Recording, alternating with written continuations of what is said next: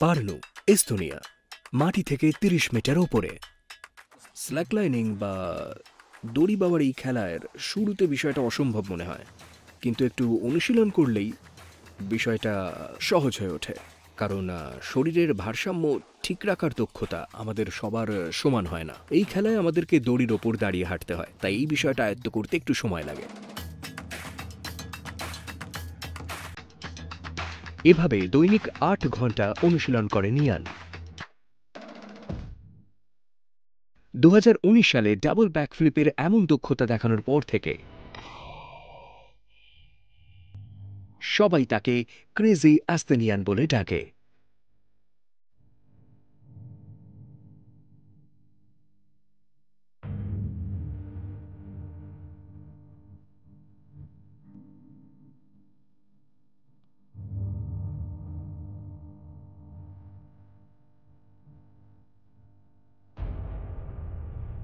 আমার মনে হয় যে এটা আস্তে আস্তে আমার শরীর পুরো ধ্বংস করে ফেলছে।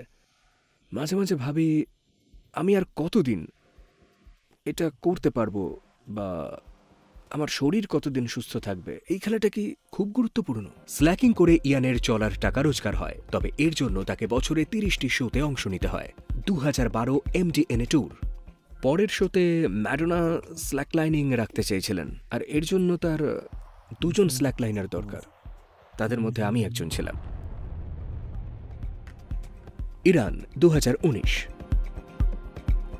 ৫৪ মিনিটে ১ কিলোমিটার।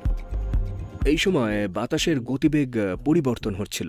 আমার মনে হচ্ছিল যে বাতাস আমাকে উড়িয়ে নিয়ে যাবে কিংবা ধাক্কা দিয়ে ফেলে দেবে, ডানে বা বামে ১০ থেকে ১৫ মিটার দূরে নিয়ে গিয়ে ফেলবে। ভারসাম্য ধরে রাখতে আমি তখন প্রাণপণ চেষ্টা করছিলাম। খুব উত্তেজনা কাজ করছিল, আর তাই শেষে আমি খুব ক্লান্ত হয়ে পড়ি। আর শেষ মাথায় পৌঁছানোর পর আমার হাতগুলো আর উঠাতে পারছিলাম না।